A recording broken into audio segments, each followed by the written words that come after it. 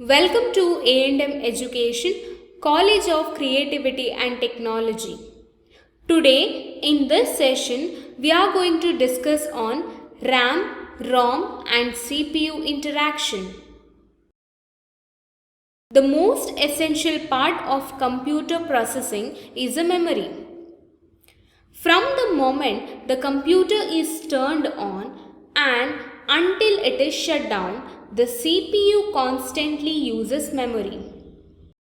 The following steps explain in detail the interaction between the primary memories RAM, ROM and CPU.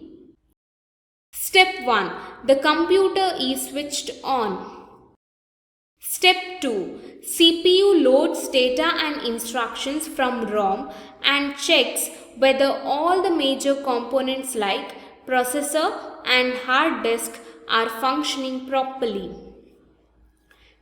Step 3. CPU loads BIOS, that is BIOS, Basic Input or Output System, from ROM to determine the machine's fundamental configuration and environment.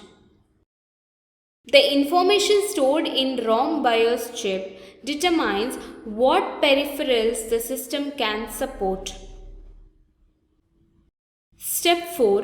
CPU loads the operating system from the secondary storage into RAM.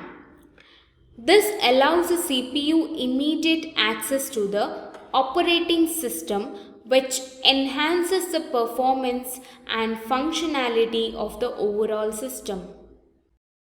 Step 5. When an application is opened, it is loaded into RAM and any file that is opened for use in that application is also loaded into RAM. Step 6. After processing, when the user saves a file and closes a respective application, the file is written to the specified location on the secondary storage device. After that, the files and the applications are flushed out from the RAM. Every time something is loaded or opened, it is placed into RAM so that the CPU can access that information more easily and promptly.